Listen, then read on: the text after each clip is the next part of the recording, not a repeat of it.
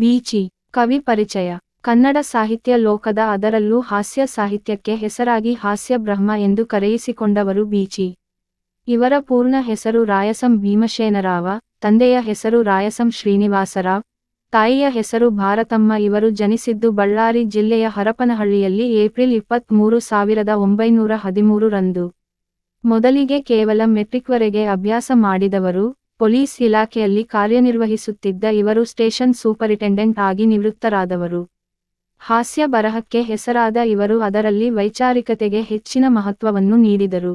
ಶಬ್ದದ ಕುರಿತು ಆಳವಾಗಿ ಅಧ್ಯಯನಗೈದು ಅದರ ಅಂತರಂಗವನ್ನು ಕಂಡುಹಿಡಿದದ್ದು ಅವರ ಬರಹದ ವೈಶಿಷ್ಟ್ಯತೆ. ಮಾನಸ ಪುತ್ರ ಅವರನ್ನು ನಿರಂತರ ನೆನಪಿಗೆ ಕಾರಣವಾಗಿದೆ. ಇವರ ಕೆಲವು ಮಹತ್ವದ ಕೃತಿಗಳು: ತಿಮ್ಮನ ತಲೆ, ಬೆಳ್ಳಿ ತಿಮ್ಮ 108 ಹೇಳಿದ, ಚಿನ್ನದ ಕಸ, ಹುಚ್ಚು ಹುರುಳು, ಉತ್ತರ ಭೂಪ. ಇವರು ಸುಮಾರು 35 ಕಾದಂಬರಿಗಳನ್ನು ಬರೆದಿದ್ದಾರೆ. ಒಟ್ಟು ಸಾಹಿತ್ಯದ ಕೃತಿಗಳೆಂದರೆ 60. ಸತಿಸೂಳೆ, ಸರಸ್ವತಿ ಸಂಹಾರ, ಖಾದಿ ಸೀರೆ, ಬೆಂಗಳೂರು ಬಸ್, ದೇವರ ಹೆಂಡ ಅವು ಮಹತ್ವದ ಕಾದಂಬರಿಗಳು. ಬೀಚಿಯವರ ಎಲ್ಲಾ ಕೃತಿಗಳು ಹಾಸ್ಯ ವಿಡಂಬನೆ ಹಾಗೂ ವಸ್ತುಸ್ಥಿತಿಯ ಚಿತ್ರಣಗಳಿಂದ ಕೂಡಿದಂತವುಗಳು. ವಾಸ್ತವಿಕತೆಯನ್ನು ಒರೆಗೆ ಹಚ್ಚುತ್ತಾ ಹಾಸ್ಯ ಲೇಪನದಿಂದ, ವಿಡಂಬನೆಯಿಂದ ಓದಿಸಿಕೊಂಡು ಹೋಗುವ ಅವರ ಸಾಹಿತ್ಯ ಅಜರಾಮರ. ಇವರ 11ನೆಯ ಅವತಾರ ಹಾಗೂ ಅನೇಕ ರೇಡಿಯೋ ನಾಟಕಗಳು ಬಹಳ ಜನಪ್ರಿಯವಾದವು.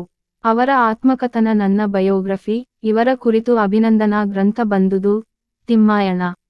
ಬೀಚಿಯವರ ತಿಮ್ಮನ ತಲೆ ಎಂಬ ಕೃತಿಗೆ ಮದ್ರಾಸ್ ಸರಕಾರದ ಪ್ರಥಮ ಪ್ರಶಸ್ತಿ ಬಂದಿದೆ.